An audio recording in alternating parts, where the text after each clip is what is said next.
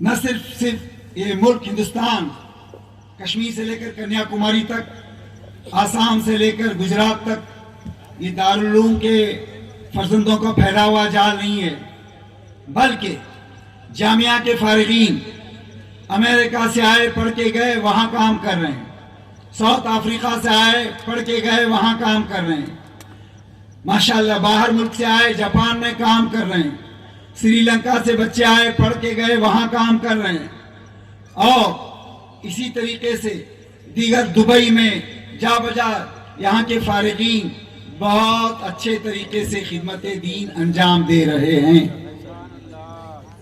اب تک کہہ رہے تھے کوکن کا مدرسہ ہے، کوکن میں فارغین کام کر رہے ہیں، یقیناً کوکن میں بھی کر رہے ہیں، مہاراشٹر میں بھی کر رہے ہیں، آندھرا میں بھی کر رہے ہیں، بنگال میں بھی کر رہے ہیں، کیرل کے بارڈر پر بھی کر رہے ہیں، کرناٹک میں بھی کر رہے ہیں، گوا میں بھی کر رہے ہیں، گجرات میں بھی کر رہے ہیں، یو پی میں بھی کر رہے ہیں، کشمیر میں بھی کر رہے ہیں، پورے ہندوستان میں کر ہی رہے ہیں، ساتھ ساتھ دنیا کے مختلف گوشوں میں پہنچ کر دین کی خدمت انجام دے رہے ہیں۔ ماشاءاللہ ماشاءاللہ، آپ کو تعجب ہوگا، مردوں کو تو سب نے ماشاءاللہ پگڑیاں پہنا کر میدان میں چھوڑ دیا، دارالعلوم امام احمد رضا دیگر اداروں کے ساتھ نمایاں اور ممتاز خصوصیت کا حامل یوں بھی ہے، اس نے امامہ باندھے ہوئے جبہ دستار والے مرد علماء کو نہیں بلکہ حجاب پوش، نقاب پوش خواتین اسلام کے ماشاءاللہ ایک عظیم جماعت کو تیار کر کے دنیا کے گوشے گوشوں میں پہنچایا۔ دارالعلوم کی پڑھی ہوئی فارغات انگلینڈ میں کام کر رہی ہیں، دارالعلوم امام احمد رضا کی پڑھی ہوئی فارغات ملیشیا میں کام کر رہی ہیں، دارالعلوم امام احمد رضا کی پڑھی ہوئی طالبات سری لنکا میں کام کر رہی ہیں، دارالعلوم امام احمد رضا کی پڑھی ہوئی طالبات ساؤتھ افریقہ کے اندر میں گن کے آیا 16 فارغات ساؤتھ افریقہ میں۔ سبحان اللہ، نعرہ تکبیر، نعرہ رسالت، جامع ماشاءاللہ دبئی میں کئی ہماری فارغات کام کر رہی۔ ایک جگہ میں نے سنا وہاں اجتماع ہوتا ہے، عورتوں کی تبلیغ ہوتی ہے، میں نے کہا عالمہ کہاں کی ہیں؟ انہوں نے مجھے نام بتایا، جو ہی شاہین کا نام بتایا، ارے شاہین کا نکاح ساجد سے میں نے پڑھایا ہے، ساجد اور شاہین جس کو تم کہہ رہے ہو وہ کوئی اور نہیں، دارالعلوم امام احمد رضا کی شہزادی۔ ماشاءاللہ مردوں کو تو پہنچانا آسان ہے، ہم نے عورتوں کو مسلک اعلیٰ حضرت کی اشاعت کے لیے، ایمان و عقیدے کی حفاظت کے لیے، سواد اعظم کے تعلیمات کو عام کرنے کے لیے خواتین اسلام کو بھی ماشاءاللہ صحابیات کے نقش قدم پر چلتے ہوئے دنیا کے گوشے گوشے میں پہنچانے کی کوشش۔ آج سری لنکا کے اندر بھی ہماری فارغات پہنچ کر کے وہاں پر بھی خدمتیں انجام دے رہی ہیں۔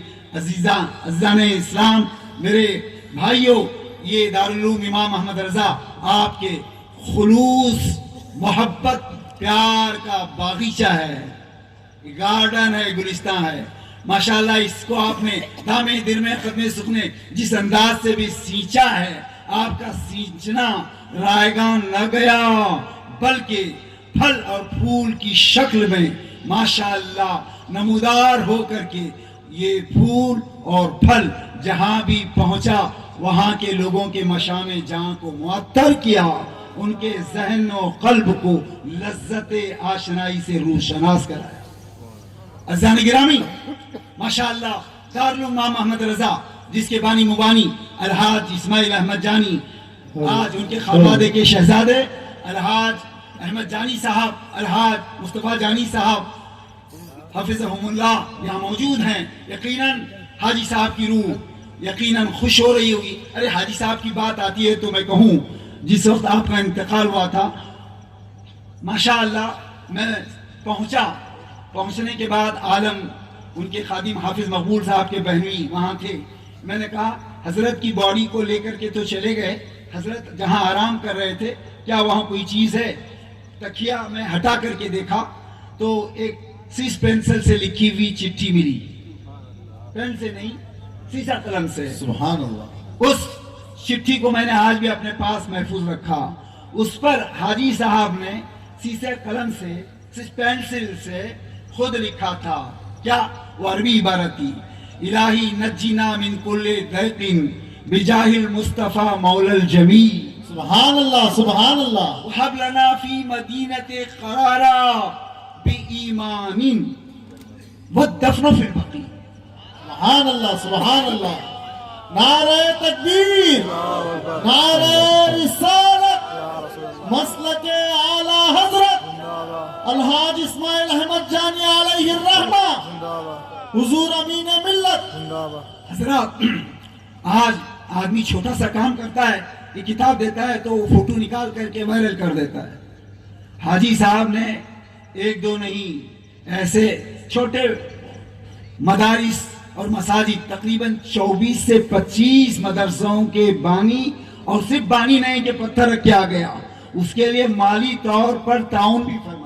سبحان اللہ سبحان اللہ. آج یہ جامعہ کے برانچز کا جال پورے ہندوستان میں پھیلا ہوا ہے الحمدللہ. اور یہ سب خدمتیں کرنے کے بعد حاجی صاحب نے اس کا صلہ کچھ نہیں چاہا. مجھ سے کسی زمانے میں مولانا احمد صاحب اور مولانا مصطفیٰ صاحب کہتے تھے حاجی صاحب کا انتقال ہوگا تو ایک دائرہ تھا یہاں پر، یہاں حضرت کو، یہاں ان کا آخری آماجگاہ آرام گاہ بنائیں گے، یہاں مزار بنائیں گے. میں نے کہا ٹھیک ہے آپ کا اور یہ ہمارا خیال ہے. لیکن حاجی صاحب کا خیال تھا نہ میں دارالعلوم کے صحن میں رہوں گا، نہ دارالعلوم کی کسی عمارت پہ میرا نام رہے گا. میرا دھڑ، میرا دل، میری جان سب تو مدینے پہنچے. سبحان اللہ سبحان اللہ. اعلیٰ حضرت کا شعر: تم نہیں چلتے رضا سارا تو سامان گیا. سبحان اللہ. ہاں، اعلیٰ حضرت کا وہ شعر یاد کیجیے: ہوش و خرد، جان و دل، ہوش و خرد سب تو مدینے پہنچے، تم نہیں چلتے رضا سارا تو سامان. عزیزان گرامی، حاجی صاحب پہنچے. ایک بات میں عرض کروں، حاجی صاحب بچوں کی تعلیم تربیت سے متعلق ہمیشہ مدرسوں کو قائم فرماتے تھے. جب ان کا وصال ہوا تھا، جب ان کی تدفین ہو رہی تھی، جب ان کو دفن کیا جا رہا تھا تو میں وہاں سامنے تھا، جناب عبد المجید صاحب بھی تھے. اب وہاں پر کئی شیخ محاذ، ان کے والد شیخ ابراہیم، شیخ نور اور بہت سارے لوگ، علماء مدینہ بھی وہاں موجود تھے، عبد الکریم جان، عبد الخالق جان اور دیگر بہت سارے علماء تھے. ان تمام علماء کی موجودگی میں جب دفن کیا جا رہا تھا تو میں سمجھتا ہوں کوئی آل رسول کا چھوٹا سا بچہ ہوگا جس کو ہرے کپڑے میں لپیٹ کر کے لایا گیا. انہوں نے کہا کہ حاجی اسماعیل جانی علیہ الرحمہ کے قبر میں کیا اس بچے کو ہم لٹا دیں؟ سبحان اللہ سبحان اللہ سبحان اللہ. میرے لیے یہ ایک پہلی بار ایسے دیکھنے کا موقع تھا. ایک تو میں تذبذب میں کیسے تدفین ہو، کیسے حاجی صاحب کو نیچے اتارا جائے، اس چکر میں اب یہ نیا سوال لا کے کھڑا کر دیا، کیا کروں کیا نہ کروں. وہاں علماء مدینہ کا چہرہ دیکھ رہا ہوں. پھر میں نے سوچا اللہ کو یہ منظور تھا، اے اسماعیل جانی تم نے نونہالان اسلام، ان کے چھوٹے چھوٹے بچوں کے لیے حافظ قرآن، عالم دین، مفتی کامل بننے کے لیے بہت سارے ادارے ان بچوں کے لیے قائم کیے. آج تم جب میری بارگاہ میں آ رہے ہو تو تم نے دنیا میں بچوں کی تعلیم و تربیت کی فکر کی. آج تمہاری ہم اس چھوٹے سے آل رسول کے بچے کے جنازے کو اور اس کی نعش کو تمہارے ساتھ تمہاری گود میں دے کر تمہاری بخشش اور مغفرت کا سامان فراہم. سبحان اللہ سبحان اللہ. کیونکہ چھوٹے بچوں پہ عذاب نہیں ہوتا. جب چھوٹے بچے پہ عذاب نہ ہو اور وہ بھی آل رسول ہو تو اللہ تعالیٰ یقیناً اس بچے کے صلے میں، اس آل رسول کے صدقے میں، یوں بھی ویسے بھی طیبہ میں مدینے میں مرنا بڑے شرف کی بات ہے.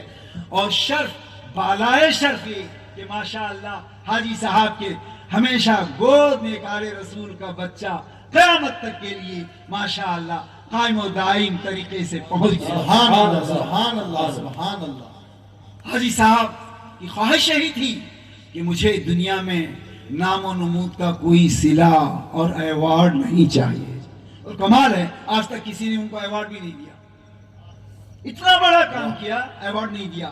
لیکن ان کو ایوارڈ ان کے رب ذوالجلال نے ان کے خلوص کی بنیاد پر ایسا ایوارڈ عطا کیا جس شہر اور جس سرزمین کو اپنے حبیب کے لیے اللہ تبارک و تعالیٰ نے منتخب فرمایا، چنا، اس سرزمین اور قدمان رسول جنت البقیع ایسی سرزمین کا ایوارڈ عطا کر کے 2 گز زمین مدینہ شریف میں عطا کر۔ سبحان اللہ سبحان اللہ، نعرہ تکبیر۔